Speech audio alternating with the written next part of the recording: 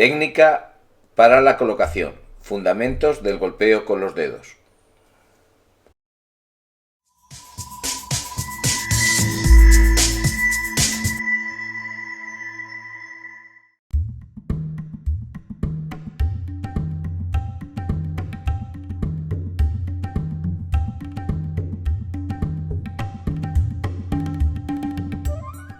La colocación es una acción de juego. Se trata de la acción mediante la cual se prepara el ataque. Para poder hablar de su técnica, tendremos que discriminar cuál es el medio técnico-táctico mediante el cual se está ejecutando, ya que se pueden representar prácticamente todas las acciones de juego en voleibol mediante diferentes medios técnico-tácticos individuales. El modelo que estamos utilizando para la división del juego en sus diversos componentes lo hemos extraído de la publicación que podéis encontrar en la revista Retos en el número 57, cuyo enlace dejo en la descripción del vídeo. Desde el punto de vista del movimiento, cada medio técnico táctico individual se representa mediante una habilidad motora específica.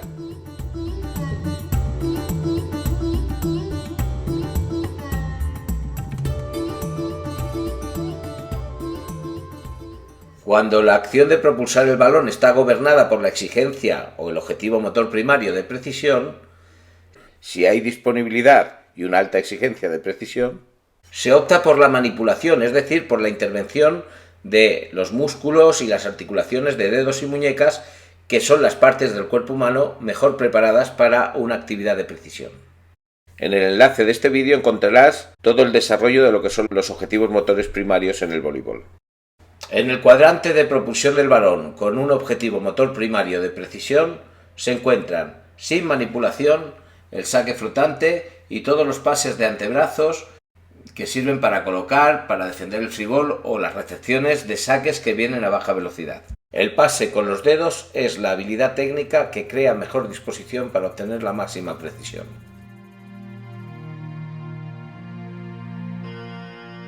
Los objetivos motores primarios se relacionarán con patrones motores. Estos patrones están explicados visualmente en el enlace del vídeo que te dejo aquí.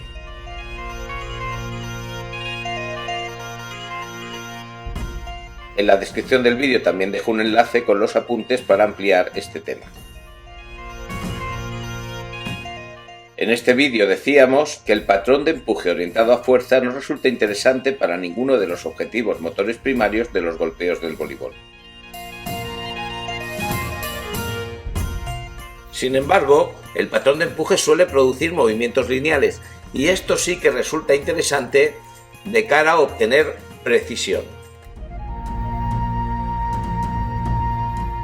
Es muy relevante entender que la participación de los músculos grandes no facilita la precisión, por lo tanto es necesario reducir la participación de segmentos y que la velocidad de la extensión se reduzca hacia el final de la misma. El lanzamiento de baloncesto cumple con estas características. Pocos segmentos, reduce la velocidad final de la extensión y el movimiento es lineal.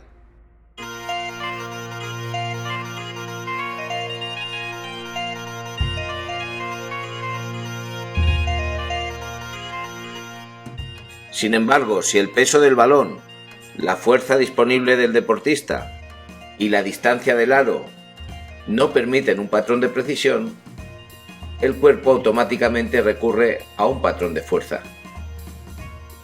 Evidentemente, alcanzar el aro se convierte en prioridad, pero disminuye la probabilidad de ser precisos.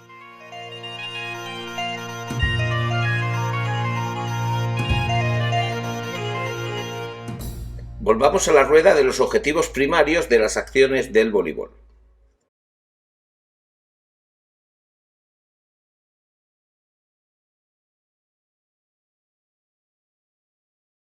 Para disponer de la movilidad de dedos y muñecas, hay que reducir la velocidad final de extensión del codo e inhibir la musculatura del tronco, la musculatura fuerte. Sin embargo, cuando el patrón de empuje demanda fuerza, la extensión de los codos produce la máxima velocidad hasta el final del movimiento y además incorpora los músculos pectorales, que son más fuertes. Por lo tanto, se reduce el potencial de precisión. Este patrón requiere menos empuje de brazos y más acción de dedos y muñecas.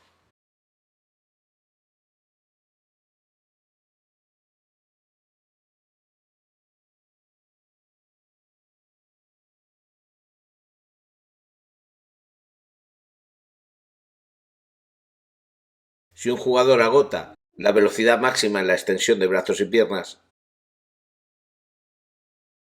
es porque su acción está gobernada por la necesidad de producir fuerza.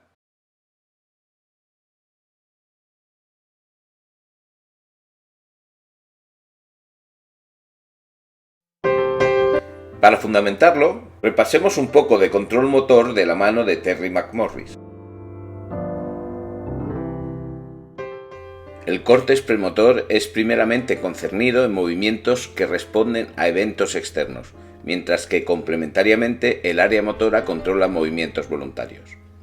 La información pasa a los músculos a través de las motoneuronas, por la vía eferente o por el sistema eferente. El ganglio basal tiene especial relevancia en la iniciación de la acción deseada y en la inhibición del movimiento no deseado, mientras que el cerebelo es el responsable principal del control de movimientos mayores a un tiempo de reacción. ¿Puede el ejecutante modificar su respuesta una vez en curso?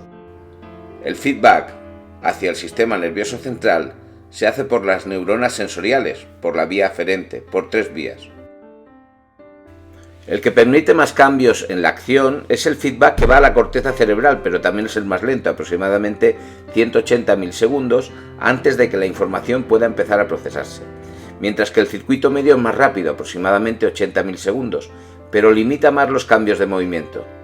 El circuito corto, por otro lado, es el más rápido, unos 30 milisegundos, pero la médula espinal no permite apenas cambio. Estas limitaciones temporales en los cambios de respuesta han fundamentado algunos aspectos cruciales y posiblemente conflictivos que estamos proponiendo a nivel metodológico cuando entrenamos o iniciamos en las técnicas.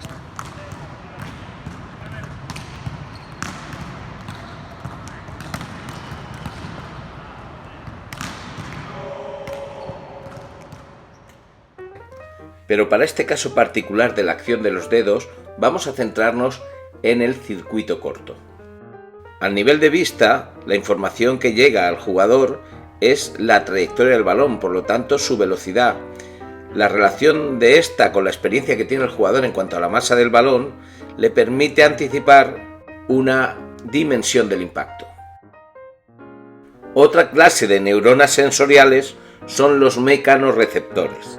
Estos perciben los cambios de posición de cada articulación, es decir, con qué velocidad se está moviendo la articulación.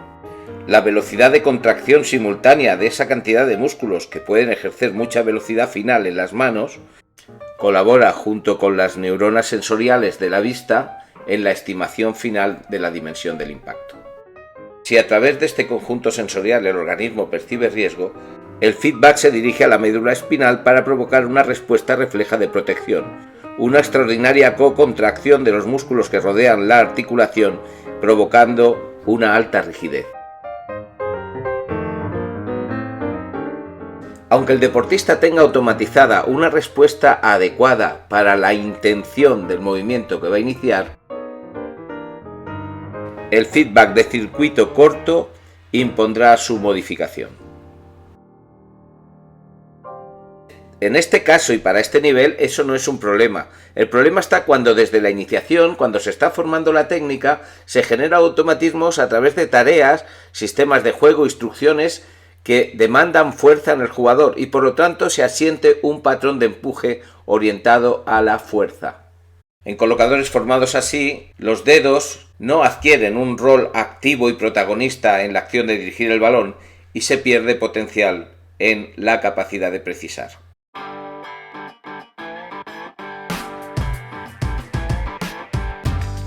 Otro factor que explica esta dificultad se basa en la ley de Fitts, que es la relación conflictiva que existe entre la velocidad del movimiento y la precisión.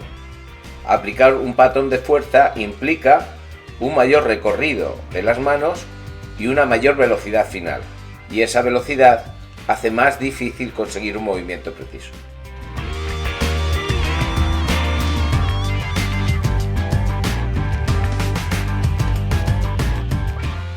Una extensión de velocidad moderada de piernas y brazos facilita la contribución en el impulso que los dedos deben dar al balón para dirigirlo.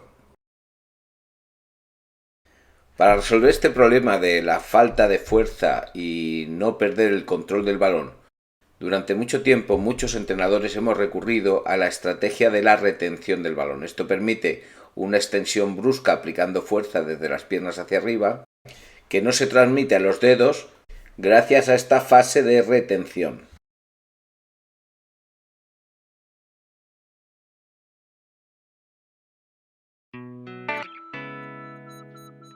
Esta niña coordina muy bien una extensión máxima y veloz de todos sus segmentos simultáneamente, con esa retención del balón en las manos que la acerca más a un lanzamiento que a un golpeo.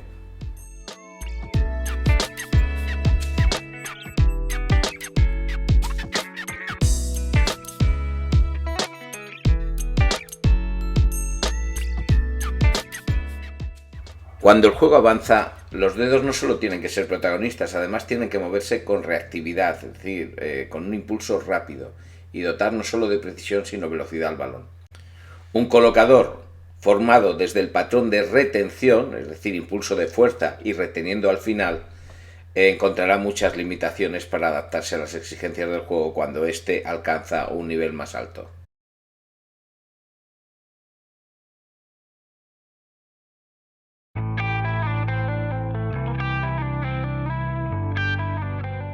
En un experimento que se referencia en pantalla se comparó la ejecución, el análisis biomecánico de pase hacia adelante entre un grupo de especialistas en el pase de colocación frente a otro grupo de no especialistas. Una diferencia importante en favor de los especialistas es que estos utilizaban una actividad reactiva, es decir, ciclo de estiramiento-acortamiento en la propulsión del balón.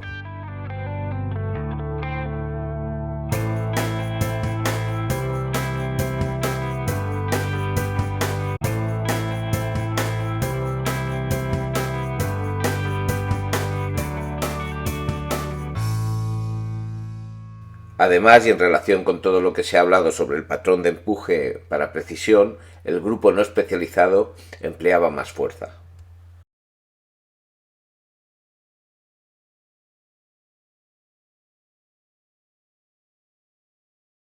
Otro síntoma de que la tarea está exigiendo niveles de fuerza excesivamente altos para el aprendiz es que aproxima mucho el contacto al cuerpo. Así puede incrementar el recorrido de la extensión de codos y con ello también incrementar la velocidad final.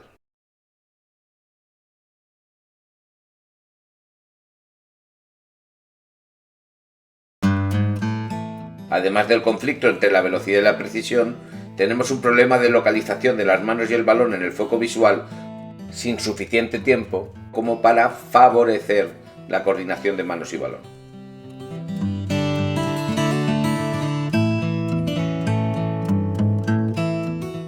Cuando la exigencia de fuerza no es elevada, este contacto se produce a una altura en la que es más fácil esa coordinación visual.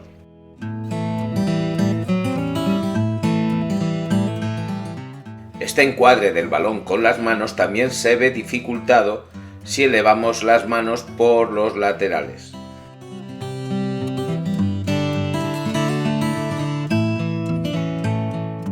Lo favorable es elevarlas por delante.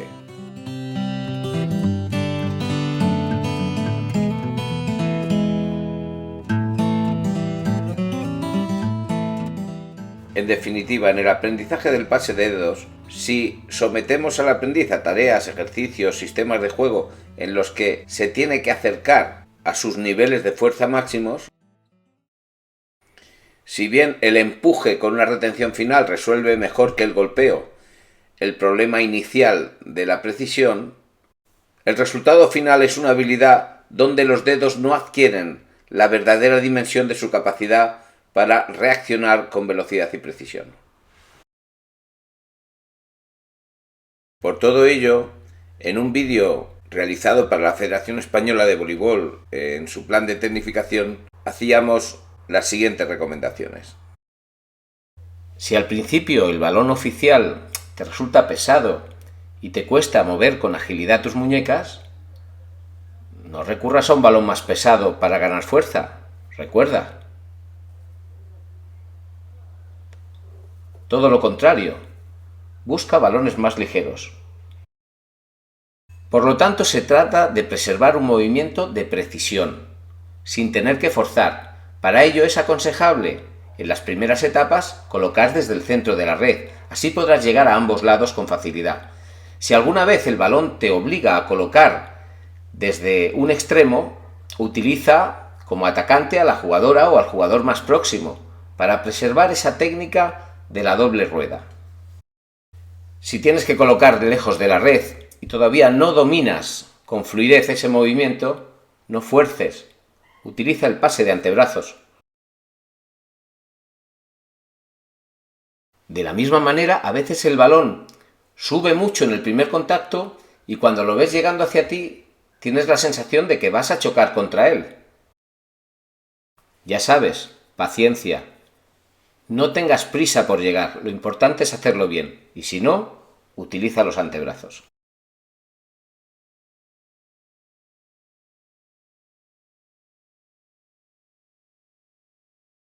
Es muy habitual que cuando un niño quiere aprender el pase de dedos, el entrenador comience por decirle que forme un triángulo con sus manos. Pero ¿de cuántas formas se puede dibujar ese triángulo en el balón?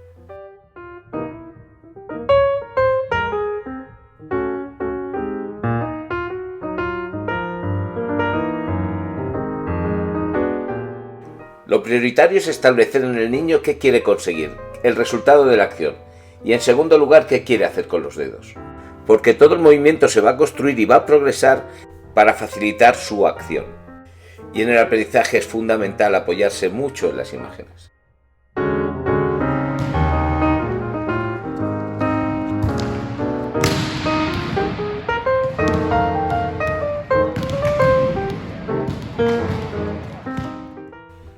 Los dos movimientos protagonistas para la dirección de un pase preciso de dedos son la flexión del dedo índice y la oposición del dedo pulgar. Son los dedos más autónomos y juntos protagonizan el elemento diferencial para la alta precisión en la manipulación humana.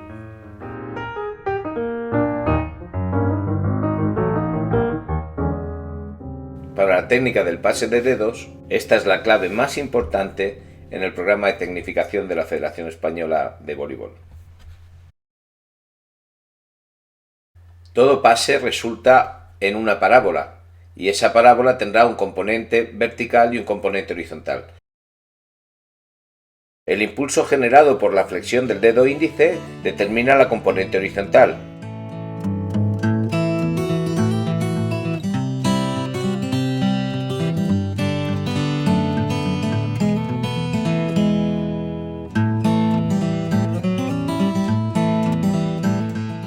Y el impulso generado por la oposición del pulgar hace lo propio con la componente vertical.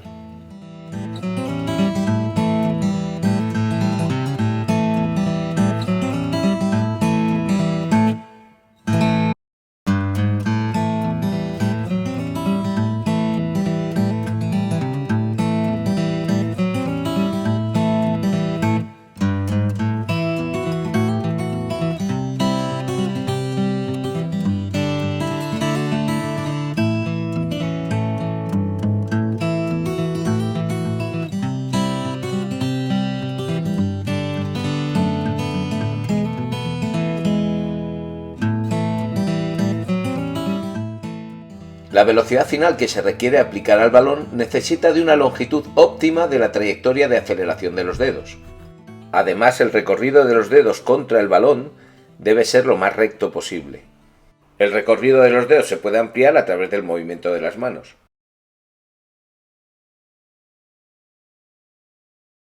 El movimiento de adducción, con dos Ds, se verá que es problemático y se puede producir. La pronación de los antebrazos es un movimiento eficaz para el recorrido óptimo de aceleración tanto de dedos índices como pulgares. En determinados límites el ejecutante recurre a la flexión y a la extensión de las muñecas.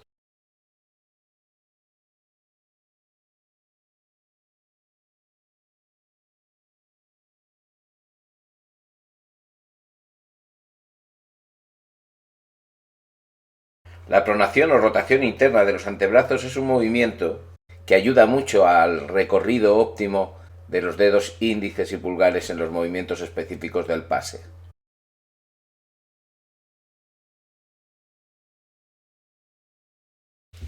El principal músculo pronador es el pronador cuadrado, que es independiente del codo.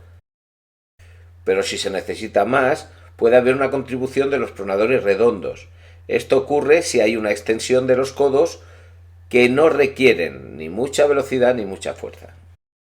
De nuevo, encontramos otro argumento que refuerza el patrón que hemos definido ideal para este tipo de habilidad, que es el patrón de empuje orientado a precisión, esta vez con un fundamento desde la anatomía funcional. La flexión de los codos y la abducción de los hombros favorecen el movimiento de pronación. Por lo tanto, habrá que tener cuidado con la altura de contacto que se prescribe durante la formación del colocador.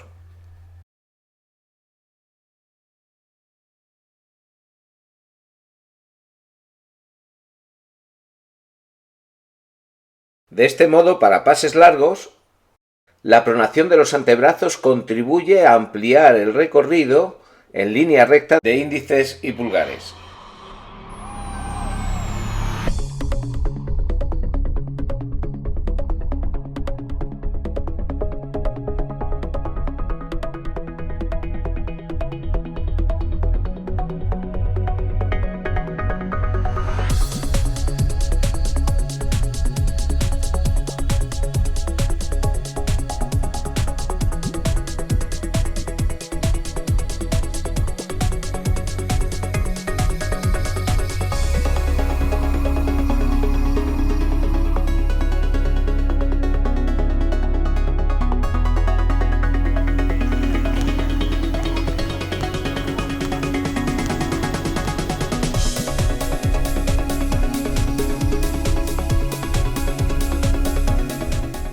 Hemos visto que con una extensión media del codo, y si no se produce esta extensión a mucha velocidad, se favorece la pronación también para la actuación de los dedos pulgares en la componente vertical, en los pases próximos.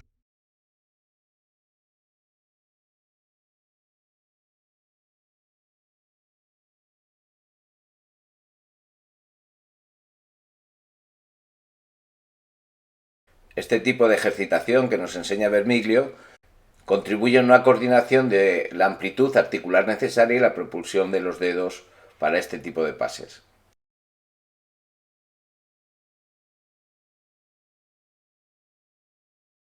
No son ejercicios para el aprendizaje específico del pase de dedos en la colocación, pero aumentan la disponibilidad funcional de nuestras manos.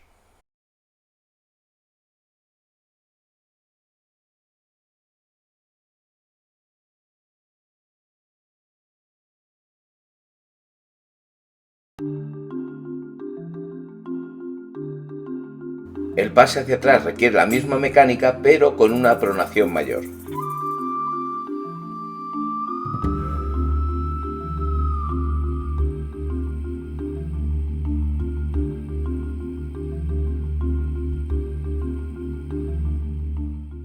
Empujar la pelvis hacia adelante arquea ligeramente la espalda y facilita el movimiento.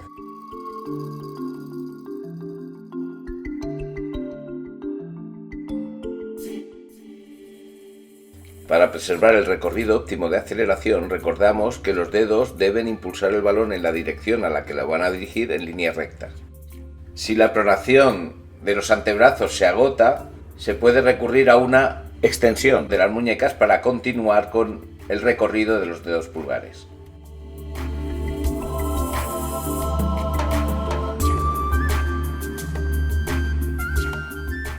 En este caso, al tener los codos bastante extendidos en el contacto, agota su pronación antes también, pero la continúa con una extensión que le permite mantener esa trayectoria recta de los dedos en la misma dirección que el balón.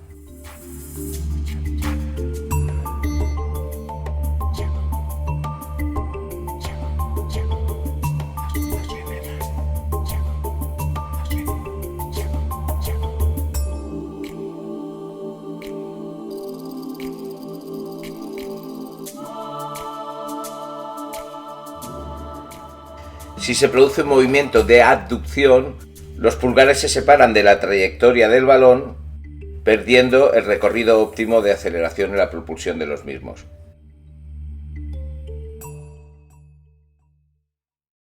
Esta separación de pulgares disipa la fuerza de propulsión y además limita la precisión del movimiento. Recuerda separar suficientemente los codos entre sí.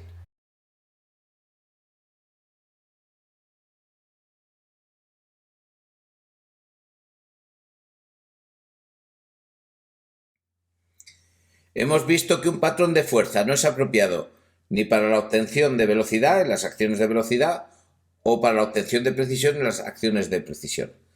Sin embargo, precisamente por eso, es muy importante el desarrollo de la fuerza en nuestros jugadores. Si nuestros voleibolistas desarrollan niveles altos de fuerza, en esa fuerza inicial no tendrán que emplear máxima tensión y por lo tanto podrán preservar tanto las condiciones de una cadena cinética dirigida a la velocidad como de un empuje suave dirigido a la precisión. Y otro factor fundamental, tanto para producir velocidad secuencial como para producir precisión, es la movilidad articular y la elasticidad muscular. La movilidad a la hora de ser capaces de pronar, es decir, de hacer esta rotación con los antebrazos, la movilidad en los dedos, todo eso requiere niveles óptimos. Se mejora el producto de la velocidad o el producto de la fuerza si existen esos niveles óptimos de flexibilidad. Por lo tanto, es muy importante desarrollarla en las edades propicias y mantenerlas para el alto rendimiento.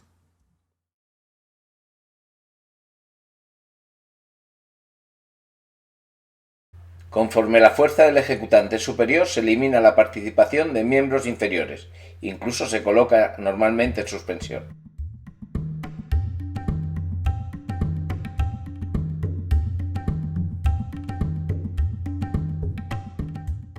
En muchas ocasiones no necesitan un recorrido amplio de la mano.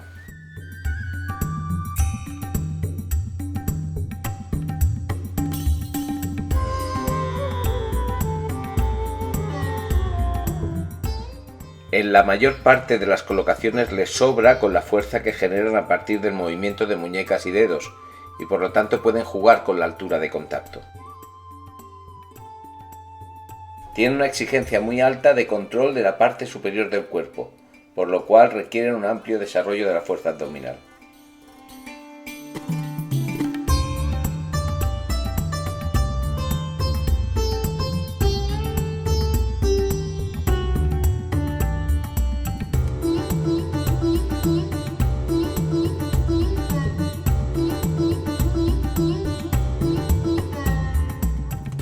Y como ya se ha señalado, el rango de amplitud articular y la fuerza general y específica serán factores clave.